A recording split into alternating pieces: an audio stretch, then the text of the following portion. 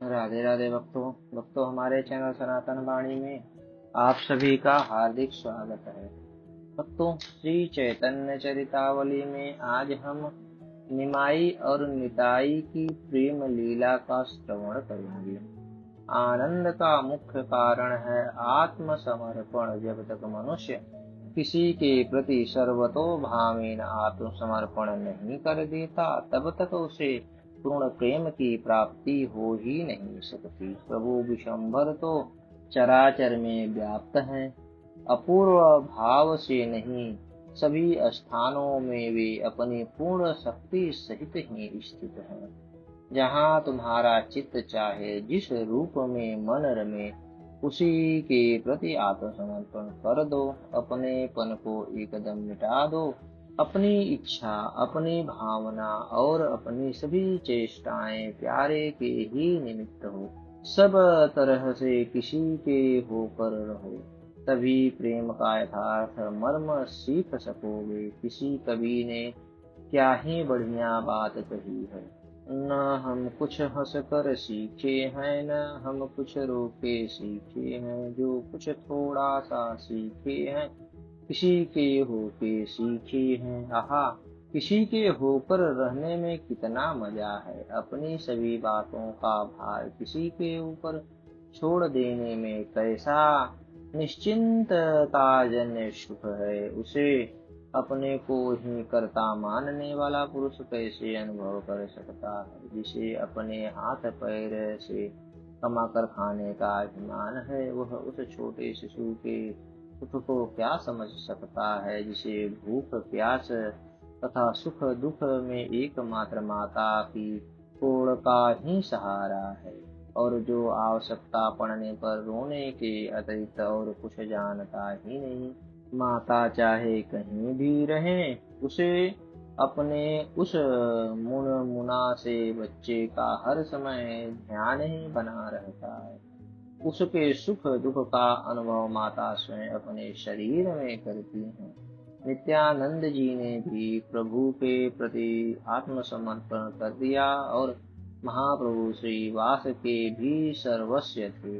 प्रभु दोनों के ही उपास्य देव थे, किंतु नित्यानंद तो उनके बाहरी प्राण ही थे। नित्यानंद जी श्रीवास पंडित के ही घर रहते। उनकी पत्नी मालती देवी तथा वे स्वयं ने पुत्र से भी बढ़कर प्यार करते। नित्यानंद जी सदा बाल भाव में ही रहते। वे अपने हाथ से भोजन नहीं करते।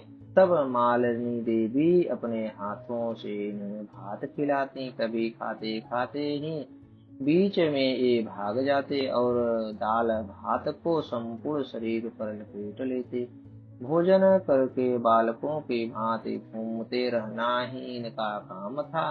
कभी मुरारी गुप्त के घर जाते, कभी गंगादास जय की पाठशाला में ही जा बैठते, कभी किसी के यहाँ से कोई चीज ही लेकर खाने लगते, कभी महाप्रभु के ही घर जाते और बाल भाव से सची माता के पैरों को पकड़ लेते। माता इनकी चंचलता से डरकर कभी कभी भीतर घर में भाग जाती। इस प्रकार ये भक्तों के घरों में नाना भांति की बाल लीलाओं का अभिनय करने लगे। एक दिन प्रभु ने श्रीवास पंडित की परीक्षा करने के निमित्त कहा, यह जानने के लिए कि श्रीवास का नित्यानंद जी के प्रति कितना हार्दिक स्नेह है, उन्हें एकांत में ले जाकर पूछने लगे, पंडित जी, इन अवधूत नित्यानंद जी के कुल गोत्र तथा जाति आदि का कुछ भी पता नहीं। इस अज्ञात कुलशील अवधूत को आपने अपने घर में स्थान देकर कुछ उचित काम नहीं किया। आप इन्हें पुत्र की तरह प्यार करते हैं। कौन जाने ये कैसे हैं, इसलिए आपको इन्हें अपने घर में पुत्र की तरह नहीं रखना चाहिए। ये साधुओं की तरह गंगा किनारे या किसी घाट पर रहें और मांगे खाएं। साधु को किसी के घर रहने से क्या काम। इस विषय में आपके क्या विचार हैं? क्या आप मुझसे सहमत हैं? प्रभु की ऐसी बात सुनकर गदगद कंठ से श्रीवास पंडित ने अत्यंत ही दीनता के साथ कहा, प्रभु आपको हमारी इस प्रकार से परीक्षा करना ठीक नहीं। हम संसारी वासनाओं में आबद्ध पामर प्राणी भला प्रभु की परीक्षाओं में उत्तीर्ण हो ही कैसे सकते हैं। जब तक प्रभु स्वयं कृपा न करें तब तक तो हम सदा अनुत्तीर्ण ही होते रहेंगे। मैं यह खूब जानता हूँ कि नित्यानंद जी प्रभु के बाह्य प्राण ही नहीं किंतु अभिन्न विग्रह भी हैं। प्रभु उन्हें भिन्न से प्रतीत होने पर भी भिन्न नहीं समझते। जो प्रभु के इतने प्रिय हैं वे नित्यानंद जी यदि शराब पीकर अगम्यागमन भी करें और मुझे धर्म भ्रष्ट भी कर दें तब भी मुझे उनके प्रति घृणा नहीं होगी। नित्यानंद जी को मैं प्रभु का ही स्वरूप समझता हूँ। इतना कहकर श्रीवास पंडित प्रभु के पाद पद्मों को पकड़कर फूट फूट कर रोने लगे। प्रभु ने उन्हें अपने कोमल करों से उठाया और प्रेमालिंगन करते हुए कहने लगे, श्रीवास तुमने ऐसा उत्तर देकर सचमुच में मुझे खरीद लिया। इस उत्तर से मैं तुम्हारा कृतदास बन गया। मैं तुमसे अत्यंत ही संतुष्ट हुआ। मेरा यह आशीर्वाद है कि किसी भी दशा में तुम्हें किसी आवश्यकीय वस्तु का घटा नहीं होगा और तुम्हारे घर में कुत्ते तक को श्री कृष्ण प्रेम की प्राप्ति हो सकेगी। तुम्हारा मेरे प्रति ऐसा अनन्य अनुराग है, इसका पता मुझे आज ही चला। इतना कहकर प्रभु अपने घर को चले गए। एक दिन प्रभु ने सची माता से कहा, माँ मेरी इच्छा है आज नित्यानंद जी को अपने घर भोजन करावें। तू आज अपने हाथों से बढ़िया बढ़िया भोजन बनावे और हम दोनों भाइयों को चौके में बिठाकर स्वयं परोस कर खिलावे। यही मेरी इच्छा है। प्रभु की ऐसी बात सुनकर सची माता को प्रसन्नता हुई और वे जल्दी से भोजन बनाने के लिए उद्यत हो गए। इधर प्रभु श्रीवास पंडित के घर निताई को लिवाने के लिए चले। श्रीवास के घर पहुंचकर प्रभु ने नित्यानंद जी से कहा, प्रीपाद आज आपका हमारे घर निमंत्रण है, चलो आज हम आप साथ ही साथ भोजन करेंगे। इतना सुनते ही नित्यानंद जी बालकों की भांति आनंद में उछल उछल कर नृत्य करने लगे और नृत्य करते करते कहते जाते थे, आहारे लाल के खूब बनेगी सची माता के हाथ का भात खाएंगे, मौज उड़ाएंगे, प्रभु को खूब छकाएंगे, कुछ खाएंगे कुछ शरीर में लगाएंगे। प्रभु ने उन्हें ऐसी चंचलता करते देखकर मीठी सी डांट देते हुए प्रेम पूर्वक कहा, देखना खबरदार वहाँ ऐसी चंचलता मत करना। माता आपकी चंचलता से बहुत घबराती है, वह डर जाएंगी। वहाँ चुपचाप ठीक तरह से भोजन करना। प्रभु की प्रेम मिश्रित मीठी डांट को सुनकर बालकों की भांति चौंक कर और बनावटी गंभीरता धारण करके कानों पर हाथ रखते हुए नित्यानंद जी कहने लगे, बाप रे चंचलता चंचलता कैसी, हम तो चंचलता जानते तक नहीं। चंचलता तो पागल लोग किया करते हैं, हम क्या पागल हैं जो चंचलता करेंगे। इन्हें इस प्रकार स्वांग करते देखकर प्रभु ने इनकी पीठ पर एक हल्की सी थाप जमाते हुए कहा, अच्छा चलिए देर करने का काम नहीं। यह तो हम जानते हैं कि आप अपनी आदतों को कहीं छोड़ थोड़े नहीं देंगे, किंतु देखना वहाँ जरा संभल कर रहना। यह कहते कहते दोनों भाई आपस में प्रेम की बातें करते हुए पहुँचे। माता भोजन बना रही थी कि ये दोनों पहुँच गए। पहुँचते ही नित्यानंद जी ने बालकों की भांति बड़े जोर से कहा, अम्मा बड़ी भूख लग रही है, पेट में चूहे से कूद रहे हैं, अभी कितनी देर है, मेरे तो भूख के कारण प्राण निकले जा रहे हैं। प्रभु ने इन्हें संकेत में ऐसा न करने को कहा। तब आप फिर उसी तरह जोरों से कहने लगे, देख अम्मा, गौर मुझे रोक रहे हैं, भला भूख लगने पर भोजन भी न मांगू। माता इनकी ऐसी भोली भाली बातें सुनकर हंसने लगी। उन्होंने जल्दी से 2 थालियों में भोजन परोसा।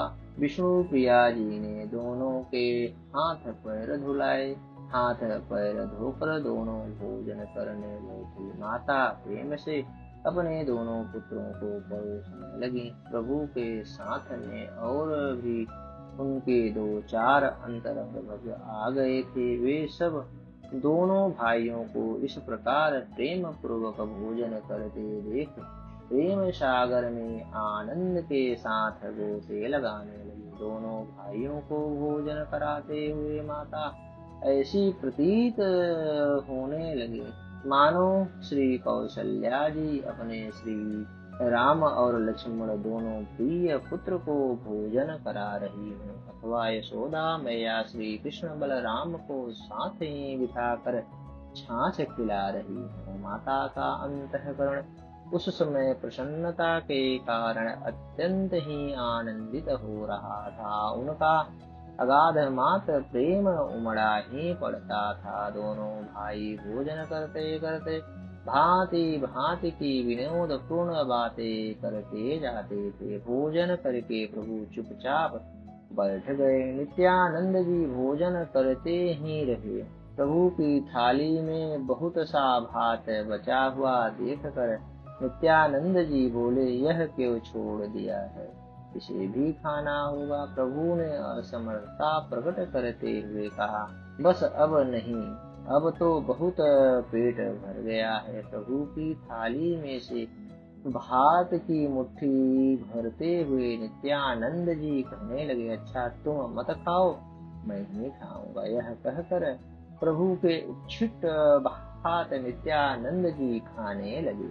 प्रभु ने जल्दी से उनका हाथ पकड़ लिया। नित्यानंद जी खाते खाते ही चौके से उठकर भागने लगी। प्रभु भी उनका हाथ पकड़े हुए उनके पीछे पीछे दौड़ने लगे। इस प्रकार आंगन में दोनों में ही गुत्थम गुत्था होने लगी। नित्यानंद जी उस भात को खा गए। सची माता इन दोनों के ऐसे स्नेह को देखकर प्रेम के कारण बेहोश सी हो गई। उन्हें प्रेमावेश में मूर्छा सी आ गई। माता की ऐसी दशा देखकर प्रभु जल्दी से हाथ पैर धोकर चौके में गए और माता को अपने हाथों से वायु करने लगे। कुछ देर के पश्चात माता को होश आया। माता ने प्रेम के आंसू बहाते हुए अपने दोनों पुत्रों को आशीर्वाद दिया। माता का आशीर्वाद पाकर दोनों ही परम प्रसन्न हुए और दोनों ने माता की शरण वंदना की। नित्यानंद जी को पहुँचाने के निमित्त प्रभु उनके साथ श्रीवास के घर तक गए। इस प्रकार नित्यानंद जी महाप्रभु की सन्निधि में रहकर अनिर्वचनीय सुख का रसास्वादन करने लगे। वे प्रभु के सदा साथ ही साथ लगे रहते। प्रभु जहाँ भी जाते, जिस भक्त के घर भी पधारते, नित्यानंद जी उनके पीछे पीछे जरूर होते। महाप्रभु को भी नित्यानंद जी के बिना कहीं जाना अच्छा नहीं लगता। सभी भक्त प्रभु को अपने अपने घरों पर बुलाते और अपनी अपनी भावना के अनुसार प्रभु के शरीर में भांति भांति के अवतारों के दर्शनों का अनुभव करते। प्रभु भी भांति भांति की लीला करते। कभी तो आप नृसिंह जी के आवेश में आकर जोरों से हुंकार करने लगते, कभी प्रहलाद के भाव में दीनहीन भक्त की भांति गदगद कंठ से प्रभु की स्तुति करने लगते। कभी आप श्री कृष्ण भाव से मथुरा जाने का अभिनय रचते और कभी अक्रूर के भाव में जोरों से रुदन करने लगते। कभी ब्रज के ग्वाल बालों की तरह पीड़ा करने लगते और कभी उद्धव की भांति प्रेम में अधीर होकर रोने लगते। इस प्रकार नित्यानंद जी तथा अन्य भक्तों के साथ नवदीप चंद्र श्री गौरांग भांति भांति की लीलाओं के सुप्रकाश द्वारा संपूर्ण नवद्वीप को अपने अमृतमय शीतल प्रकाश से प्रकाशित करने लगे। अस्तु भक्तों, हमारी यह कथा आपको कैसी लगी? कृपया कमेंट कर हमें अपना सुझाव दें और हमारे चैनल को ज़्यादा से ज़्यादा सब्सक्राइब करें। धन्यवाद भक्तों।